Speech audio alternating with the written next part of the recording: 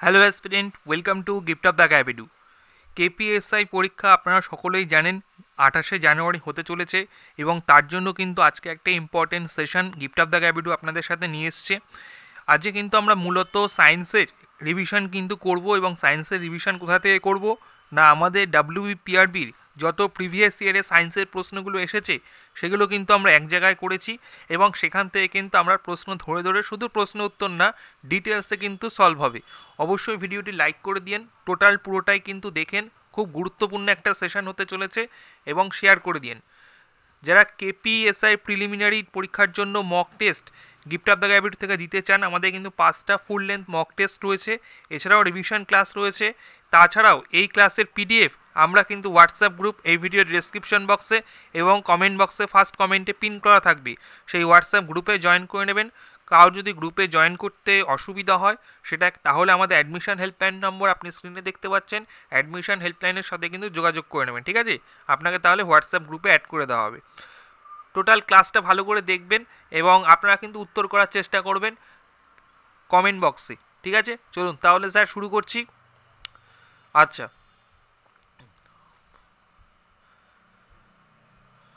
আচ্ছা, question number 1।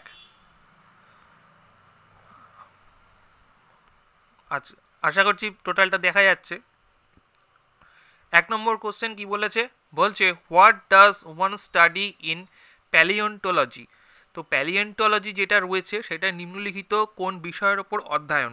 তো এইরকম কিন্তু আমাদের যে এভরিডে সায়েন্সের ওপর প্রশ্ন কিন্তু স্যার খুব গুরুত্বপূর্ণ এবং আমরা দেখেছি পরীক্ষায় রিপিটেডলি আসে। সেক্ষেত্রে আমরা কি জানি যে প্যালিওন্টোলজি যেটা রয়েছে সেটা হলো উদ্ভিদ ও প্রাণীর যে জীবাশ্ম, প্ল্যান্ট এবং অ্যানিমেল যে ফসিলসের ওপর কিন্তু আমার কিন্তু যে বিষয় অধ্যয়নকে আমরা কি বলছি, সেই অধ্যয়নকে বলছি প্যালিওন্টোলজি। আচ্ছা, এখানে শুধুমাত্র প্যালিওন্টোলজি মনে রাখলে হবে না, আপনাকে মনে রাখতে হবে কয়েকটা বলে রাখি। যেরকম প্রশ্ন আসতে পারে এই বছর স্টাডি অফ রক্স, যদি বলে স্টাডি অফ রক্স কাকে বলা হয়, সেক্ষেত্রে কি বলবেন আপনি? ঠিক প্যালিওন্টোলজির মতো যতগুলো স্যার পি দিয়ে মনে রাখবেন, মনে রাখার চেষ্টা করবেন, সেটা হলো পেট্রোলজি। স্টাডি অফ রক্সকে স্যার আমরা কি বলছি? পেট্রোলজি বলছি। আর স্টাডি অফ সয়েল সেটাকে স্যার কি বলছি? পেরিওলজি কিন্তু বলছি। ওকে। আর স্টাডি অফ অ্যাটমসফিয়ার সেক্ষেত্রে সেটা হলো মেট্রোলজি, আমরা সকলেই জানি অ্যাটমসফিয়ার বায়ুমণ্ডল। তো সেক্ষেত্রে কিন্তু আমি প্রত্যেকটাই অপশান ধরে ধরে কিন্তু বলে দিলাম যে কোনটাকে কি বলছে। আর এছাড়া যদি আপনি যদি দেখেন যে নর্মাল আমাদের স্টাডি অফ হার্টস যেটা cardiology, study of skin dermatology, haematology হলো গিয়ে study of blood, study of liver, ঠিক আছে? এই যে আমারগুলো রয়েছে সেগুলো স্টাডি অফ টিস্যু, হ্যাঁ, এইগুলো কিন্তু স্যার আমার যেন ভালো করে মাথায় থাকে। ওকে। আচ্ছা, নেক্সট প্রশ্ন। তাহলে এই ক্ষেত্রে option A is the right answer. আমি প্রত্যেকটা অপশানই কিন্তু আলোচনা করে দেবো, হ্যাঁ। Newton's first law of motion is also known as, নিউটনের প্রথম গতিসূত্রটি কী নামে পরিচিত হয়েছে? দেখুন, নিউটনের যে প্রথম গতিসূত্র আমরা সকলেই জানি যে সেটি হলো জড়তার মূলনীতি বা প্রিন্সিপাল অফ ইনার্শিয়া। কেননা ফার্স্ট ল, আমি যদি নিউটনের প্রথম ল দেখি, ফার্স্ট ল কি পাবো? প্রথম ল থেকে আমরা জাড্য ও বলের সংখ্যা কিন্তু পাই, তাই না? প্রথম ল থেকে কি নিউটনের ফার্স্ট ল থেকে জাড্য এবং বলের সংখ্যা পাই। আর সেকেন্ড ল থেকে তাহলে কি পাই? সেকেন্ড ল থেকে কিন্তু আমরা বলের পরিমাপ করতে পারি, যেটাকে আমরা কি বলছি? P equal to M F, তাই না স্যার? যেটা স্যার আমরা বলের কি করতে পারছি? পরিমাপ করতে পারছি সেকেন্ড থেকে, সেকেন্ড ল থেকে। তাহলে জাড্য আর বলের সংজ্ঞা যদি জিজ্ঞেস করে এবছর, যদি বলের সংজ্ঞা দেয় তাহলে কিন্তু নিউটনের প্রথম গতিসূত্র, যদি স্যার দেখা যাচ্ছে সেকেন্ড ল দিল তাহলে আপনি কী হবে? বলের পরিমাপ করতে পারছেন। আর থার্ড ল কি? থার্ড ল কিসের জন্য বিখ্যাত? আমরা সকলেই জানি যে রকেট, জেট প্লেন, এগুলো সবই কিন্তু থার্ড ল। ওকে। আচ্ছা, নিউটন যদি দেখি, আচ্ছা এখানে আরেকটা কথা বলে রাখার যে প্রিন্সিপাল অফ রিলেটিভিটি, এই যে প্রিন্সিপাল অফ রিলেটিভিটি আপনি দেখতে পাচ্ছেন আপেক্ষিকতার মূলনীতি, এই যে প্রিন্সিপাল অফ রিলেটিভিটি কে দিয়েছিল? এটাও প্রশ্ন আসতে পারে। তো প্রিন্সিপাল অফ রিলেটিভিটি আমার কিন্তু দাওয়াকার না আইনস্টাইনের। উনি কত সালে দিয়েছিলেন? 1905 সালে কিন্তু। 1905-এ কিন্তু স্যার আইনস্টাইন কিন্তু দিয়েছিলেন প্রিন্সিপাল অফ রিলেটিভিটি। আইনস্টাইন দেন যদি প্রশ্ন আসে যে আইনস্টাইনের কোথাকার লোক ছিলেন, আইনস্টাইন কিন্তু আমার জার্মানির লোক ছিলেন। আইনস্টাইন কিন্তু আমরা সকলেই জানি 1921 সালে কিন্তু আমার নোবেল পুরস্কার পান, তাই না? কিসের জন্য? ফটো ইলেকট্রিক এফেক্টের জন্য। ফটো ইলেকট্রিক এফেক্টের জন্য 1905 সালে আইনস্টাইনকে কিন্তু নোবেল পুরস্কার কিন্তু দেওয়া হয়। আর আইনস্টাইনের একটা বিখ্যাত বই যদি প্রশ্ন করে যে আইনস্টাইনের একটা বিখ্যাত বইয়ের নাম বলুন স্যার, সেক্ষেত্রে কী হবে? The world as I see it. Okay, তাহলে দেখুন একটা জায়গা থেকে কিন্তু আমার কতগুলো প্রশ্ন কিন্তু এখান থেকে বেরিয়ে আসছে। তাহলে আমাকে যদি দেখছে নিউটনের ফার্স্ট ল থেকে আমি জাড্ডো বলের সংজ্ঞা পাচ্ছি, সেকেন্ড ল থেকে বলের পরিমাপ করতে পারছি, আর থার্ড ল তো আমার স্যার দেখতে পাচ্ছি কি না, আমরা জানি যে রকেট, জেট প্লেন ইত্যাদি ইত্যাদি হলো কি আমার থার্ড ল। আর নেক্সট হলো প্রিন্সিপাল অফ রিলেটিভিটি, যেটা রয়েছে অপশান বিতে, অর্থাৎ আপেক্ষিকতার মূলনীতি স্যার কে দিয়েছিল? এই থিওরি কিন্তু আইনস্টাইন দেওয়া 1905 সালে। আইনস্টাইন কোথাকার লোক ছিল? জার্মানির লোক ছিল। আইনস্টাইন নোবেল পুরস্কার 1921 সালে পান। কিসের জন্য পান? ফটো ইলেকট্রিক এফেক্টের জন্য পান। এবং আইনস্টাইনের বইয়ের নাম কি? The world as I see it. The world as I see it. Okay, ইনফরমেশনগুলো যেন প্রত্যেকে খাতায় লিখে রাখা হয়, ঠিক আছে? আচ্ছা, নেক্সট প্রশ্ন চলুন। নেক্সট সায়েন্সের প্রশ্ন, আমার সায়েন্সের প্রশ্ন রয়েছে ডায়মন্ড। Diamond is hard. খুব সুন্দর একটা প্রশ্ন, question number 6। Diamond is hard. আচ্ছা, ডায়মন্ড আমরা কি দেখতে পাচ্ছি? হীরা শক্ত হওয়ার কারণটা কি? হীরা শক্ত হওয়ার কারণটা কি আমরা দেখব। হীরার মধ্যে শক্ত হওয়ার কারণটা কি না, অপশান কি হবে? B is the right answer. কেন না, সমস্ত 4টি ভ্যালেন্স ইলেকট্রন কোভ্যালেন্ট দ্বারা প্রতিটি কার্বন পরমাণুর সাথে আবদ্ধ কিন্তু থাকছে, অপশান বি। এবার কেন? নিশ্চয়ই তো একটা কারণ আছে। কেন আমরা কি জানি যে হীরার একটা ইলেকট্রন আর কি থাকে, 4টে ইলেকট্রনের সাথে একটার সাথে আরেকটা কানেক্ট থাকছে, তাই না? আমরা এখানে দেখি, আপনি যদি আমাকে স্যার বলেন যে সব থেকে বেশি রূপভেদ দেখা যায় কিসে, সব থেকে বেশি রূপভেদ, তাহলে উত্তর কী হয়ে যাবে? আপনাকে আমি প্রশ্ন করলাম স্যার সব থেকে বেশি রূপভেদ কিসে দেখা যায়, আপনি সঙ্গে সঙ্গে বলবেন স্যার কার্বনের। কার্বনের যদি আমরা অ্যাটমিক নাম্বার বলি, কার্বনের অ্যাটমিক নাম্বার কত? Atomic number sir 6। আর মাস নাম্বার কত স্যার? আমরা ডবল করে দেবো, 12, তাই না? কার্বনের অ্যাটমিক নাম্বার 6, মাস নাম্বার হলো গিয়ে 12। কার্বনের, এবার ভালো করে বুঝবেন এখানে, তাহলে আমরা সব থেকে বেশি রূপভেদ কাকে দেখতে পাচ্ছি? কার্বনে কিন্তু রূপভেদ দেখতে পাচ্ছি। যদি আপনাকে স্যার প্রশ্ন করে যে কার্বনের পরে, কার্বনের আফটার কার্বন রূপভেদ কোথায় দেখতে পাই, কার মধ্যে বেশি দেখতে পাওয়া যায়, ঠিক আছে, কার্বনের পরে, সেক্ষেত্রে কিন্তু হবে স্যার সিলিকন। ওকে, মনে থাকবে তো? আর কার্বনে আমরা কি ধর্ম দেখতে যাই? কার্বনে আমরা স্যার কি ধর্ম দেখতে পাই?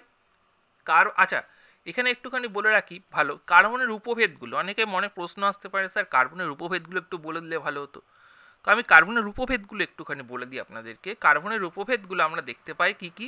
এক হয় ডায়মন্ড, কার্বনের উপভেদ ডায়মন্ড, যেটা নিয়ে প্রশ্ন এসছে স্যার। কার্বনের উপভেদ স্যার গ্রাফাইট, এবং কার্বনের উপভেদ স্যার ফুলারিন, ঠিক আছে? ফুলারিন। কার্বনের উপভেদ তাহলে ডায়মন্ড, মনে রাখবেন গ্রাফাইট, এবং হলো স্যার ফুলারিন। ফুলারিন স্যার কে আবিষ্কার করেন? না, আমেরিকান সায়েন্টিস্ট যে ছিল ওনার নাম অনুসারেই, বাকমিনস্টার ফুলারিন, ওনার নাম অনুসারেই তো আমরা সকলেই জানি যে ফুলারিন কিন্তু C16, ফুলারিনকে আমরা কি বলে থাকি স্যার? C60, 60। আচ্ছা, তাহলে গেল কার্বনের উপভেদগুলো, 3টে জিনিস দেখলাম, ডায়মন্ড, গ্রাফাইট আর হলো বাকমিনস্টার ফুলারিন। তাহলে আমরা দেখতে পাচ্ছি কার্বনের পরে রূপভেদ বেশি দেখতে পাচ্ছে, কার্বনের সব থেকে বেশি ভালো রূপভেদ দেখতে পাচ্ছি। সব থেকে বেশি রূপভেদ কোথায় দেখা যায়? কার্বনে। সেকেন্ড কি আছে? সিলিকন। আচ্ছা, যদি প্রশ্ন আসে ক্যাটিনেশন ধর্ম কোথায় দেখতে পাওয়া যায়, অবশ্যই স্যার কার্বনে। ক্যাটিনেশন ধর্ম দেখা যায় কোথায় স্যার? কার্বনে। এইগুলো স্যার মাথায় রাখতে হবে একদম টু দ্য পয়েন্ট। প্রশ্ন কিন্তু এইখান থেকে ঘুরিয়ে ফিরিয়ে কিন্তু স্যার আপনাকে দেবে। তাই জন্য কিন্তু আপনি থাম্বনেলে দেখতে পেয়েছেন যে আপনার কিন্তু পরীক্ষার সম্ভাবনা যে সমস্ত বেশি প্রশ্নগুলো, সেগুলো নিয়ে স্যার কিন্তু আমরা আলোচনা করব।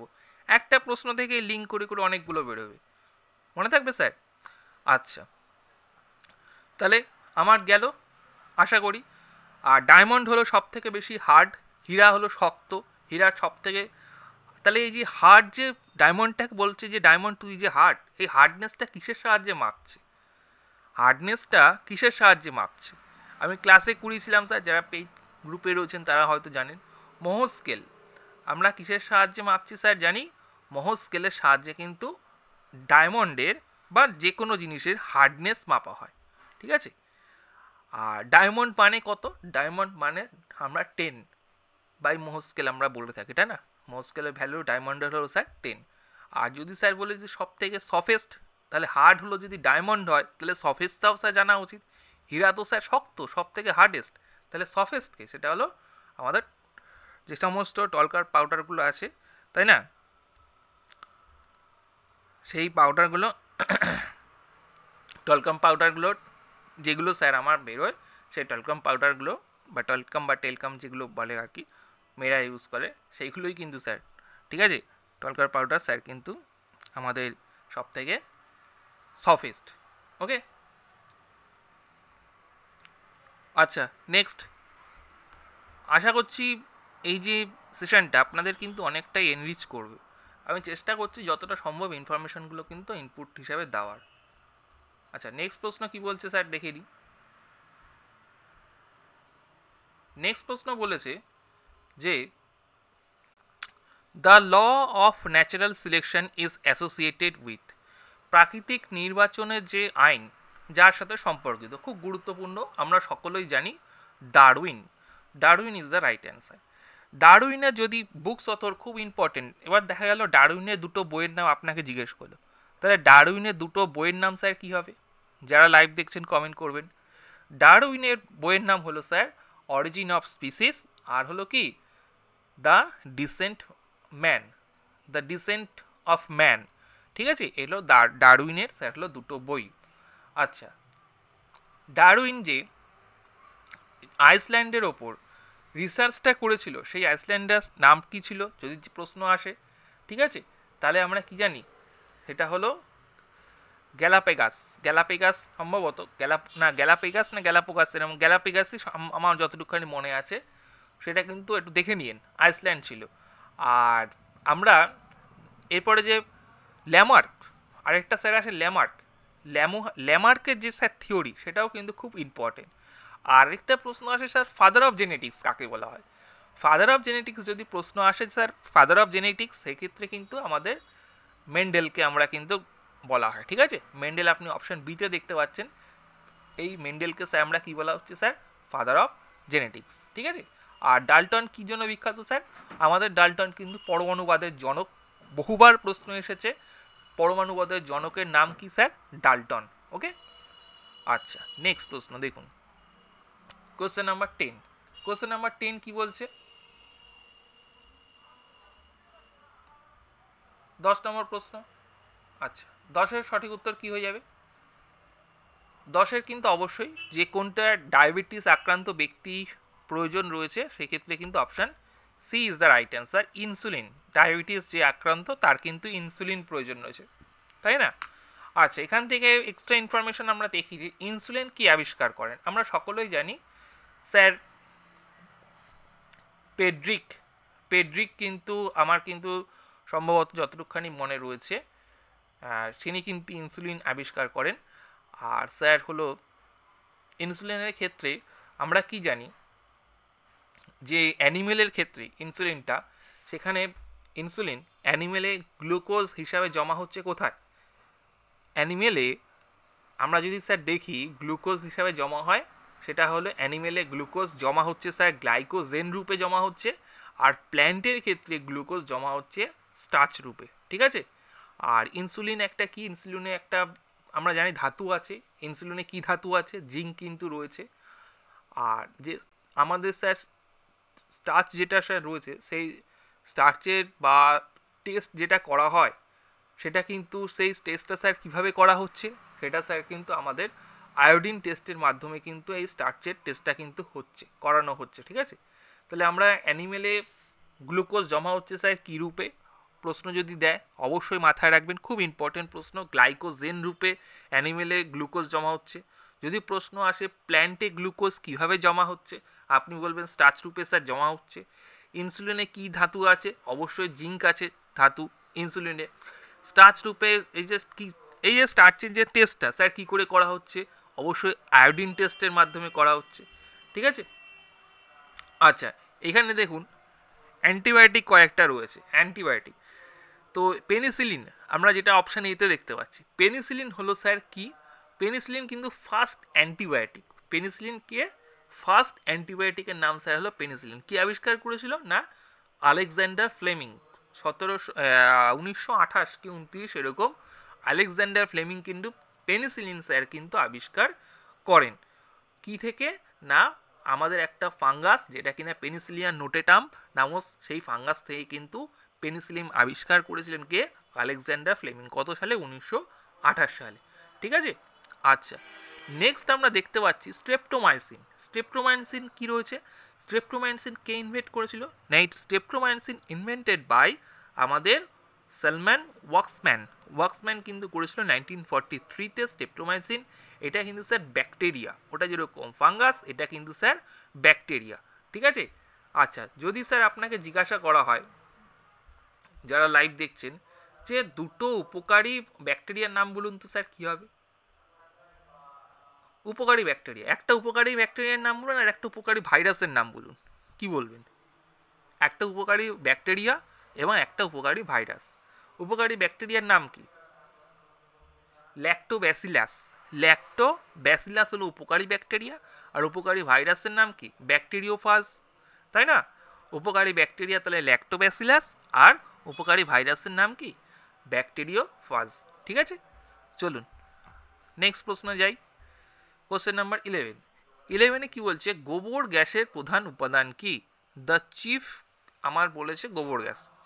গোবর গ্যাসের প্রধান উপাদান হিসাবে কি হয়ে যাচ্ছে? অবশ্যই এই ক্ষেত্রে সঠিক উত্তর হয়ে যাবে methane. Option B is the right answer. Very good, methane, CH4, methane. এই মিথেন গ্যাসকে আমরা কি বলছি? মার্স গ্যাস নামেও কিন্তু আমরা বলে থাকি। কেননা মিথেন হলো সরলতম এখানে অ্যালকেন, সরলতম CnH2n+2। অ্যালকেনের এখানে যদি আমরা স্যার দেখি, অ্যালকেনের কার্বন আমার কিন্তু স্যার সিঙ্গেল বন্ড। অ্যালকেনের কার্বন স্যার হলো স্যার সিঙ্গেল বন্ড, ঠিক আছে?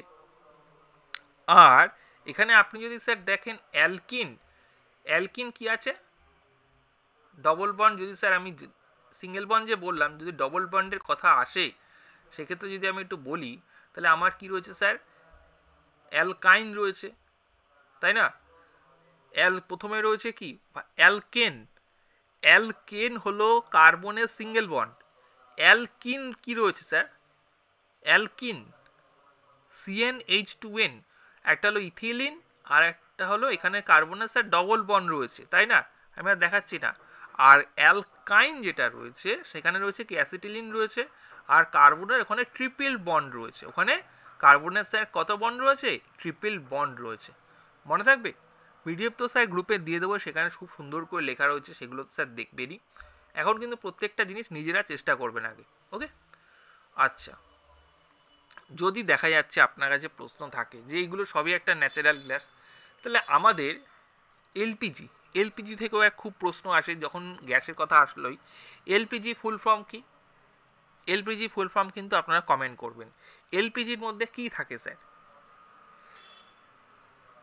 এলপিজির মধ্যে আমরা কি জানি? প্রোপেন এবং বিউটেন থাকে, তাই না? এবং এখানে প্রোপেন এবং বিউটেন আমার কিন্তু এর মধ্যে যদি জিজ্ঞাসা করে যে প্রোপেন আর বিউটেনের মধ্যে কে বেশি পরিমাণে থাকে, তখন আপনি স্যার কি বলবেন? বিউটেনের পরিমাণ কিন্তু এখানে বেশি রয়েছে, ঠিক আছে? আর এই যে তাহলে আমরা প্রোপেন বিউটেনের স্যার তো গন্ধ নেই, তাহলে এই যে এলপিজি থেকে আমরা যে গন্ধটা যে পাচ্ছি, যে গ্যাস লিক করলে স্যার যে গন্ধ পাচ্ছি, তাহলে সে গন্ধটা কিসের জন্য পাচ্ছি?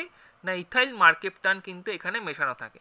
যেহেতু ইথাইল মার্কেপটান স্যার কিন্তু মেশানো রয়েছে, তাই জন্য কিন্তু এই গন্ধটা কিন্তু বেরোয়। তাহলে আমরা এলপিজি যদি স্যার দেয়, খুব ইম্পর্টেন্ট একটা প্রশ্ন, রিপিটেডলি প্রশ্ন, প্রোপেন এবং বিউটেন থাকছে। যদি স্যার বলে যে কে বেশি থাকছে, তখন আপনি বলবেন স্যার বিউটেনের পরিমাণ বেশি থাকছে। যদি বলছে গন্ধটা কিসের জন্য থাকছে, তাহলে ইথাইল মার্কেপটানের জন্য কিন্তু গ্যাসের এই যে গন্ধটা আপনি পাচ্ছেন সেটা কিন্তু বেরোয়। হ্যাঁ, আচ্ছা, আশা করি স্যার জিনিসটা ক্লিয়ার হয়েছে। নেক্সট প্রশ্ন, যদি কারোর অসুবিধা থাকে সেক্ষেত্রে কিন্তু কমেন্ট করতে পারেন। হ্যাঁ, ওকে। নেক্সট আমরা চলে যাব কোশ্চেন নাম্বার নেক্সট সায়েন্সের প্রশ্ন। আমি সায়েন্সের যতগুলো পারছি কিন্তু অ্যান্সার ডিটেলসে বলে দেওয়ার চেষ্টা করছি, এবং একটা ভিডিওর মধ্যে চেষ্টা করছি যাতে একটা ভিডিওর মধ্যেই করা যায়, ঠিক আছে? যদি অনেকক্ষণ হয়ে যায় সেক্ষেত্রে আপনারা তো দেখেন না। যদি বলবেন স্যার যে আমার আধ ঘন্টার ভিডিও হলেও অসুবিধা নেই, একটা ভিডিওর মধ্যে স্যার আপনি কভার করে ফেলুন, কারণ এখনকার ছেলে মেয়েদের সত্যিকারের হলো ধৈর্য নেই, তাই না? স্কিপ করে যান আপনারা, জানি। দূর, স্যার বক বক করছে, তাই না? এগুলো তো আমরা সকলেই জানি। আচ্ছা স্যার, চলুন। নিম্নলিখিত এককগুলির মধ্যে কোনটি তড়িৎ মাপের একক নয় বলেছে? কোনটি স্যার?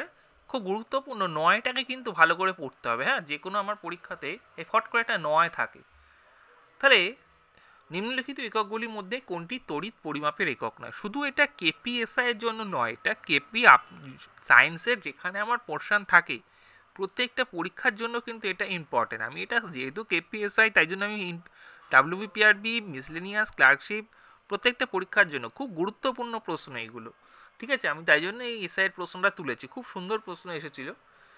আচ্ছা, তো সেক্ষেত্রে বলছে কোনটি নয়, সেক্ষেত্রে আমার সঠিক উত্তর হচ্ছে angstrom. Option C is the right answer. Angstrom আমার কিন্তু নয়। কেন?